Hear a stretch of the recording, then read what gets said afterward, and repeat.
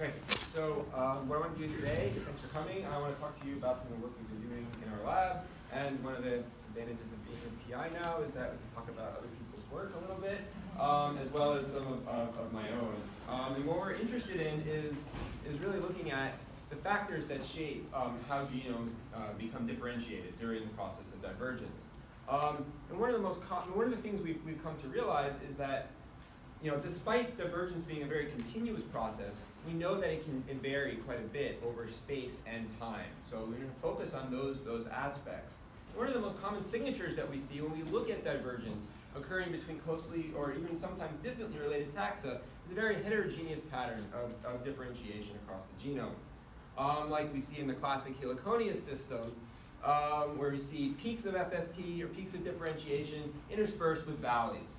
Okay, and so the processes that can generate those have been much discussed. It turns out there are several different models that can explain why we see peaks and valleys of differentiation. So the first approach is this sort of classic divergence with gene flow model, or the Islands of Speciation Approach, where you have different populations represented here by the two different chromosomes, and there are different regions of those chromosomes that are locally adaptive, and they begin to diverge due to divergent selection. And they're resistant to homogenization due to gene flow, whereas the rest of the genome tends to flow freely and has overall low levels of differentiation. All right, and typically we think of these regions as being regions that may contribute to reproductive isolation. But we also realize more recently it's becoming more clear that other factors, more intrinsic factors of the genome, may actually shape these patterns of divergence through time. Okay, so factors like recombination, the number of genes that you have, these sort in different regions of the genome can in fact shape where regions of the genome become differentiated. And this is made very clear in the classic system in the flycatchers, where closely related species that occasionally hybridize show these real strong peaks of differentiation, but it turns out that those peaks of differentiation are shared among all different taxa that we look at. So those peaks are either due to strikingly amazing convergence, or there's some other factors that are responsible. And then we see that there's also low levels of nucleotide diversity that occur in all of those regions, and these seem to be driven by regions of low recombination. All right, so it's possible that these peaks of differentiation may or may not be directly associated with the divergence process. And one of the explanations for what causes this is this consistent process of background selection that occurs through time that may be driving these differences in differentiation as organisms diverge through time. And so I want to actually come back here for a second and just say that these two processes are not mutually exclusive. Different regions of the genome may show one or both of these product patterns. So in order to look at that, we really need to look at how genomes are shaped across both space and time, because the divergence with gene flow model is explicitly a spatial model. Okay, and so to do this, we're maybe not surprisingly going to look in the bush monkey flowers, my favorite system, because this is a great species complex, a recent radiation that spans both space and time. Okay, so this is a series of 7 or 8 different taxa that are highly interfertile with each other and occur throughout California, sometimes in regions where their ranges overlap, but they also have large ranges where there is no overlap. So there's a spatial component, but they also vary quite a bit in time. Okay, there's quite a large divergence time, relatively speaking, among some of these taxa, as well as some cases where you have really, really recent differentiation. So what I want to do is, across this radiation, tell you about the factors that shape patterns of genomic differentiation and diversity. Okay, and so to do this, we're going to take advantage of a resource that we developed in our lab, the first really high-quality chromosome-level assembly for Mimulus aurantiacus from the red ecotype here. This is based on both Illumina and PacBio sequencing, and we also have a really high-density genetic map based on 7,000 rad-seq markers in about 300 F2s.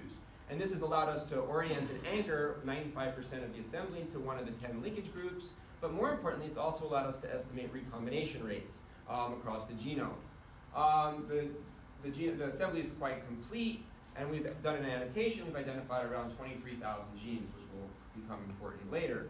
We've done rad sequencing on multiple populations from all 8 of the different taxa, and identified about 200,000 SNPs, roughly one SNP every couple kb, so it's really high density rad sequencing. And what we're going to do now is make comparisons in FST and looking at nucleotide diversity across all different pairs of these different taxa. And so what I want to show you first is a plot of FST for all 28 of these pairwise comparisons across the 10 chromosomes here. And so each of these green lines, which you can't see the individual ones, is one of the 28 pairwise comparisons.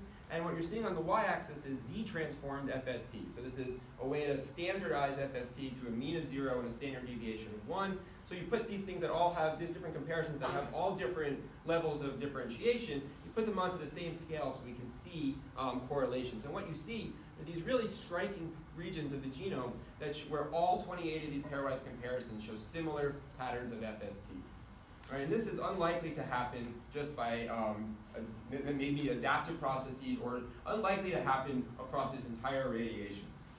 And so when you look at the first principal component of that variation, we see it maps on really well, and explains 42% of the overall variation in FST across the genome, across these 28 comparisons, which we wouldn't necessarily expect. So what may be causing these correlations? And so to look at that, we want to look at some of these genomic features. So the first thing I want to show you is recombination rate variation. This is the log transformed recombination rate on the x-axis. This is the first principal component of FST, and this is the first principal component of pi, or nucleotide diversity. And we see really striking relationships, okay? And this is consistent with our understanding of this background selection model, that this regions of low recombination should sort shared variation faster, allowing background selection to become more efficient, leading to increased differentiation and reductions in nucleotide diversity. Even more strikingly, we look at gene density, so the number of genes found in different windows across the genome, we see that there's a really striking pattern as well. And again, this is consistent with what we would expect, because more genes in an area should suggest more targets for background selection, and that should lead to, again, reductions in increases in FST and reductions in nucleotide diversity. So across this sort of broad temporal scale, we see that background selection seems to be pretty pronounced and pretty prevalent in shaping the genomic landscape in many of these cases, leading to regions of elevated differentiation and reduced nucleotide diversity. And critically, this occurs through time, okay? And that may be consistent with what causes those correlations in FST. But is there evidence for divergence with gene flow? I said there was in the past, so I'm hoping that we can actually find it.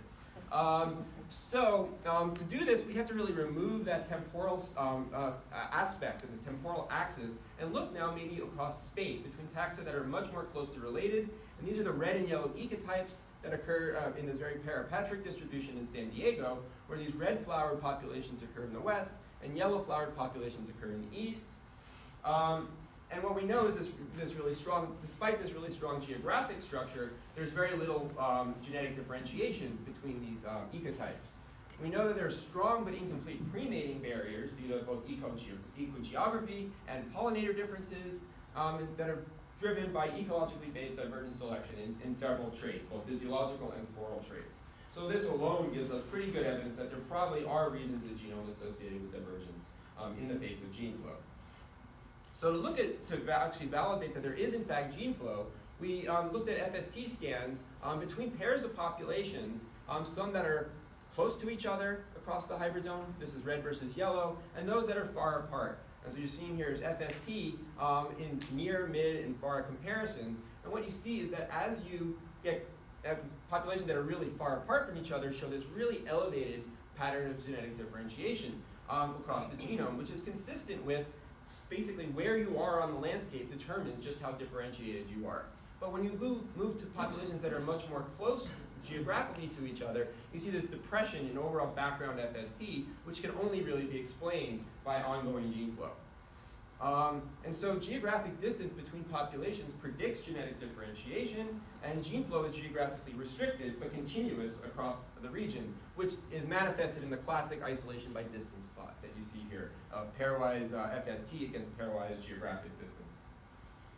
Okay, so we can see that this geographic the genome is being structured by space a little bit. And what you see, for example, here is these peaks, right? They still exist. They become more difficult to detect with populations that are farther apart. But there is this one peak, and this one peak is the one that I want to sort of focus on this one chromosome 4. All right, so I'm just showing you the same plot of that correlation in FST that I showed you earlier across the genome, across all 28 of the comparisons.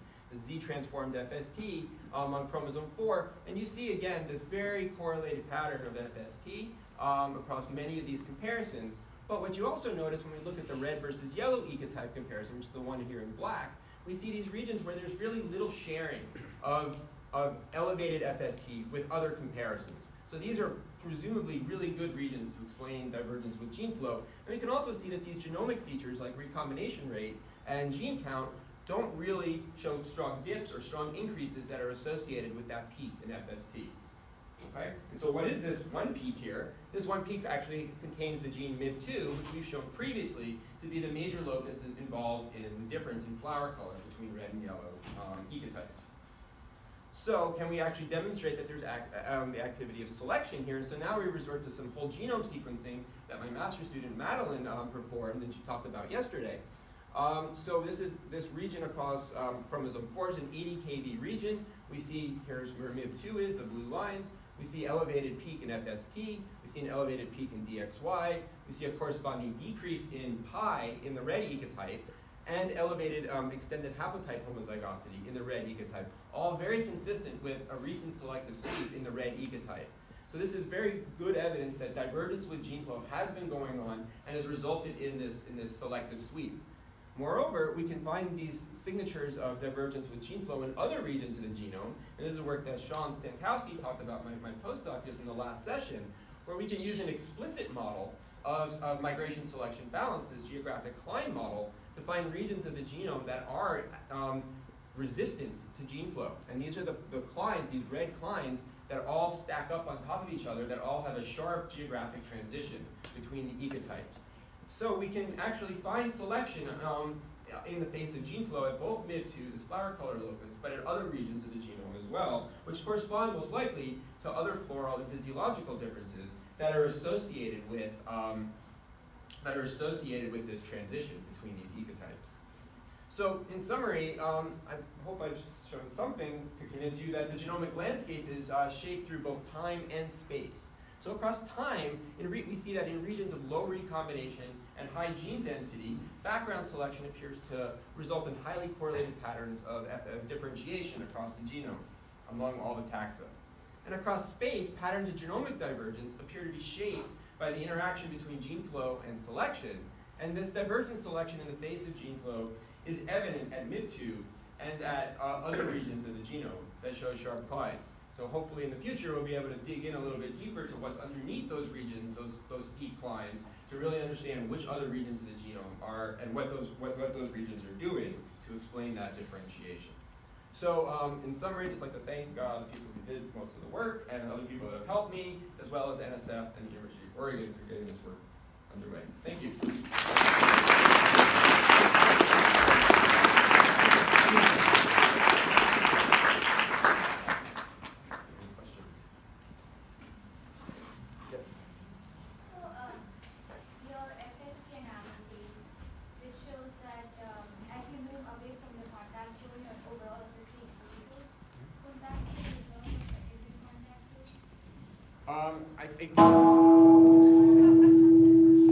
I don't think so.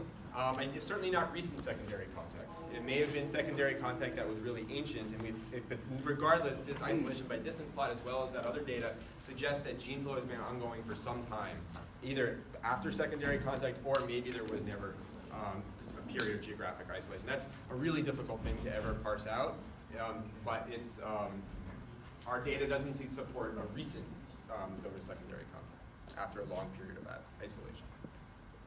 Okay, thank you.